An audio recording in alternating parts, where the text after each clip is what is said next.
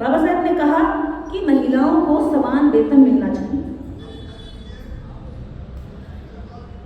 जब पहले महिलाएं काम करती थी लेबर का, तो अगर पुरुष को 100 रुपए मिलते थे तो महिलाओं को 25 रुपए मिलते थे, 75 रुपए कम मिलते थे, काम बराबर किया जाता था। अब अगर उसी जॉब पर महिला है और उसी जॉब पर पुरुष है, अगर 35,000 एक इंजीनियर लड़के की सैलरी है तो 35,000 लड़की की है। आज आपको ये लगता ही नहीं कि यूं ही मिल गया। इसके बाद बाबा साहब डॉक्टर अम्बेडकर ने और कहा मैटरनिटी लीव, कि जब ये नौकरी करने जाएंगी, क्योंकि गर्भ धारण करने का काम तो औरतों का है, नौकरी करेंगी तो ऐसा तो है नहीं कि बच्चा नहीं करेंगी, ये जिम्मेदारी तो इनके सर पर है।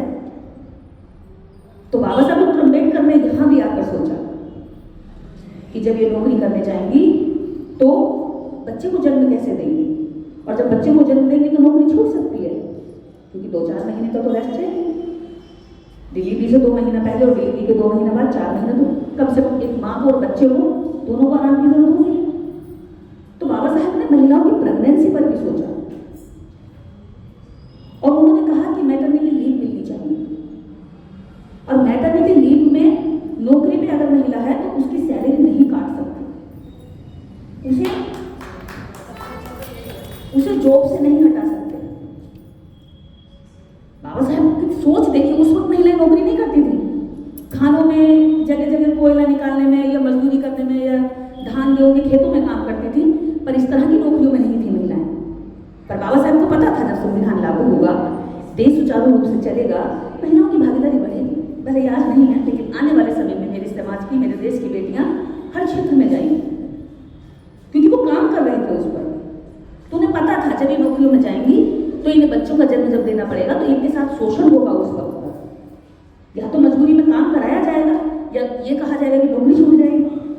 अब महिला 4 महीने आराम करती है, इस बेफिक्र होकर उसकी सैलरी भी आती है घर में, अपनी देखरेख भी करती है उस पैसे से, अपने बच्चे को आराम भी देती है, खुद भी आराम करती है। तो उसको कहा गया मैटरनिटी लीव, प्रसव छुट्टी। तो उसके बाद भी बाबा साहब नहीं रुके, उन्होंने कहा कि जब महिलाएं बच्चा 4 महीने का अगर हो गया मान लो, फिर वो नौकरी पर जाएंगी तो उस बच्चे को कैसे रखा जाएगा? हर घर में तो नहीं है कि कोई संभाले और वो छोड़ के चली जाए। तो बाबा साहब डॉक्टर अम्बेडकर ने कहा कि ऐसी महिलाओं के लिए कंपनियां, फैक्ट्रियां अलग से कमरे की व्यवस्था करेंगी, जहां उनके बच्चे खेल सके, सुरक्षित रहे, किसी तरह के केमिकल या किसी तरह के रिएक्शन से नुकसान न पहुंचे। उसके बाद जब महिला बाहर जाती है, पुरुष तो कहीं भी किसी कोने को ढूंढ लेता है और हल्का हो जाता है, टॉयलेट कर लेता, हाथ में धोए न धोए, लेकिन महिला नहीं कर सकती ऐसे किसी भी कोने में, सड़क पर, कहीं भी। तो बाबा साहब डॉक्टर अम्बेडकर ने इसके बारे में भी सोचा।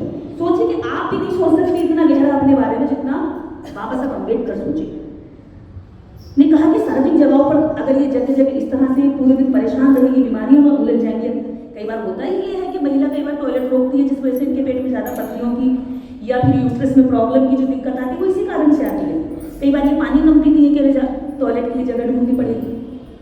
तो भारत की महिलाओं में ज्यादा प्रॉब्लम आती है इस तरह की चीजों को देखते हैं तो बाबा साहब अम्बेडकर ने ये अलग से प्रावधान किया हिंदू कोड बिल में, ये साफ सुथरे शब्दों में बनाई थी कि इनके लिए अलग से शौचालय बनने चाहिए। तो आज आपको जो महिला शौचालय जगह जगह दिखते हैं, आप सोचो सरकार बना रही है या कोई हम तरह कर रहा है, यूं ही बन के खड़े हो गए, नहीं। इसके लिए बाबा साहब अम्बेडकर हिंदू कोड बिल में लिखे गए और सरकारों को बात को ये सब चीजें माननी पड़ी।